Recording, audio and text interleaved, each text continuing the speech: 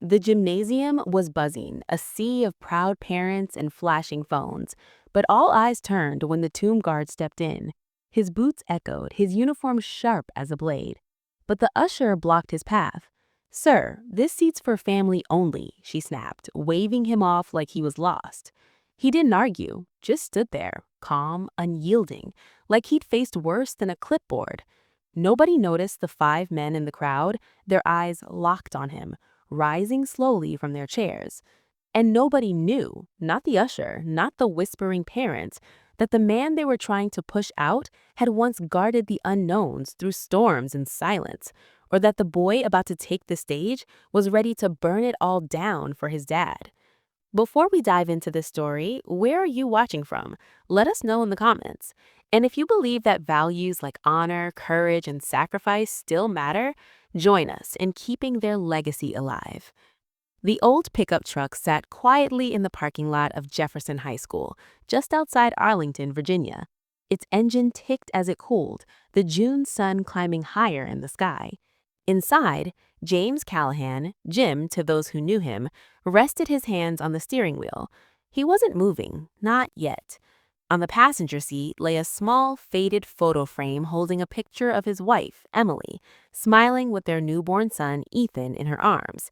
Next to it was a graduation invitation, handwritten by Ethan in his careful, blocky script. "Dad, you're my VIP, front row." "Okay." Jim's throat tightened as he read it again, his thumb brushing the creased edge of the card. He glanced at himself in the rearview mirror. The face looking back was weathered. 48 years of lines carved by sun, wind, and time. His hair was more gray than brown now, but his eyes still held the steady fire. He adjusted the collar of his tomb guard uniform, the dark wool pressed sharp enough to slice through doubt. He hadn't worn it in years, not since he retired from guarding the tomb of the unknown soldier at Arlington National Cemetery. But today wasn't just any day. It was Ethan's high school graduation, the first in their family to cross that stage with a diploma. Emily would have been here, camera in hand, fussing over every detail. She'd been gone 3 years now, taken by cancer. But Jim had made her a promise. He'd be there for Ethan no matter what. This uniform was the most honorable thing he owned, and he wore it for her as much as for himself. Jim stepped out of the truck, the polished black boots gleaming in the sunlight. He tucked the photo frame into his jacket pocket right next to his heart and started the walk toward the school gymnasium. The parking lot was alive with families, parents in sundresses and polo shirts, kids waving balloons, grandparents clutching programs. A handmade banner sagged between two light poles, Class of 2025 Jefferson High. It wasn't fancy, but to Jim, it was everything. He'd stood guard in blizzards in 100-degree heat, through nights when the world seemed to hold his breath. 21 steps, 21 seconds, turn, repeat. That was his life for 15 years. But nothing had prepared him for the weight of this moment, watching his son step into a future he'd fought to give him. As he approached the gym, heads turned. A kid in a graduation gown nudged his friend. "Look at that guy. Is he Secret Service or something?" A mother whispered to her husband, pointing discreetly at Jim's uniform. "He's got to be someone important." Jim didn't flinch. He'd stood through tourist stares at Arlington, through their flashes and shouts, never breaking his vigil. A few curious glances weren't going to shake him now. He handed his ticket to a nervous sophomore in a neon safety vest at the entrance. "Morning, sir," the kid said, eyes wide as he scanned the ticket. "You're in the parents section, second block, row 3. You're all set." Jim nodded. "Thank you, son." His voice was low, warm, the kind that didn't need volume to carry weight. Inside, the gymnasium buzzed with energy. Folding chairs creaked under the weight of proud families, balloons bobbed against the ceiling, and the air smelled faintly of floor polish and leftover cafeteria pizza. Jim made his way down the side aisle, his boots clicking softly on the polished floor. He found his seat, row 3, 6 chairs in, and settled in. The plastic chair wobbled under his weight, but he adjusted it without a word. He removed his white gloves, folding them neatly in his lap, and set the photo frame by his feet, careful not to let it tip. His eyes scanned the stage where a line of graduates in black gowns fidgeted behind the curtain. There was Ethan, tall like his mother, broad-shouldered like Jim, talking quietly with a classmate. Jim exhaled slowly, trying to keep 18 years of pride from spilling over all at once. The ceremony was running late, as these things always do. Families shifted in their seats, checking phones, waving at kids across the room. But Jim felt the attention starting to settle on him. A father, 2 rows up, turned around, phone half raised like he wanted a picture, but didn't dare. A group of teachers near the stage kept glancing over, whispering. Jim sat still, his back straight, his hands steady. He learned long ago that the best response to unwanted attention was no response at all. Let them look, let them wonder. He wasn't here for them, he was here for Ethan. But then he heard the voices behind him, low at first, then louder. American accents, one with a Midwest draw, the other clipped in East Coast.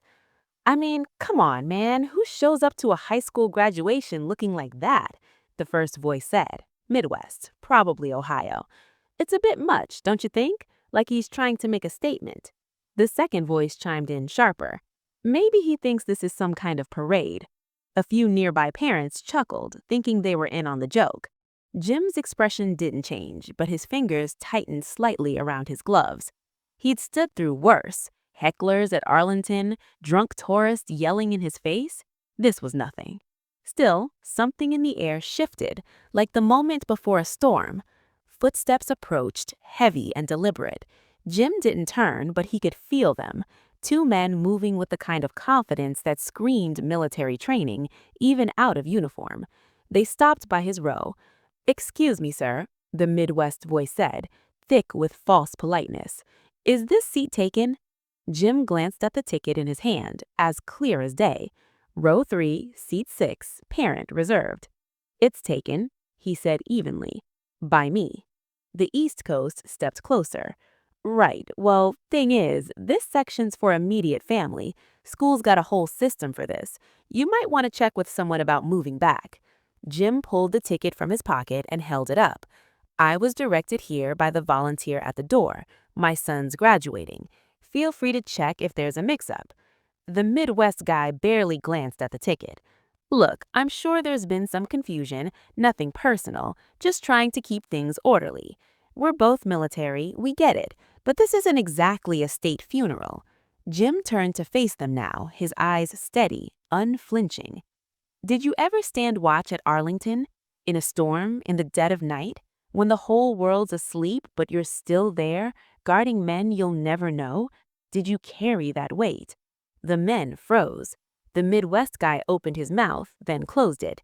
East Coast's jaw worked a piece of gum a little faster. Then, "Don't tell me where I belong," Jim finished, his voice calm but cutting like a blade. A hush fell over the nearby rows. Parents stopped fidgeting. A teenager put down her phone. Even the graduates behind the curtain seemed quiet. The Midwest guy tapped something on his earpiece, muttering, "We'll get this sorted." But before he could say more, Karen Wheeler, the school's event coordinator, appeared, clipboard in hand, her face tight with stress. "Sir, I'm sorry, but this area is reserved for VIPs and immediate family. I need you to move to the general seating." Jim's voice stayed level. "I'm Ethan Callahan's father. My name's on the list. Check it." Karen shook her head, already turning away. "I don't have time for this. If you're not on the list, you need to move or I'll call security." Jim didn't argue. He'd spent his life following orders, standing firm when it mattered. He stepped back, just one step, and stood by the wall, hands behind his back, eyes on the stage. He wasn't here to make a scene. He was here to see his son walk. But as he stood there, something changed. 5 chairs scraped against the floor, scattered across the gym, quiet but unmistakable. 5 men stood up, one by one, their movements deliberate, their eyes fixed on Jim. The air in the room shifted, heavy, electric like the moment before thunder. The first to stand was Tom Harrison, Jim's old friend from the Marines, a stocky man with a buzz cut and a jacket that barely hit his gym-built frame. He stepped into the aisle, pulling a Marine Corps challenge coin from his pocket and holding it up without a word. Across the room, another man arose, lean, early 30s, with the sharp cheekbones of someone who lived disciplined. Staff Sergeant Mike Delgado, who'd served with Jim before the tomb, back when they were both young and reckless. Near the bleachers, a third figure stood, older, gray.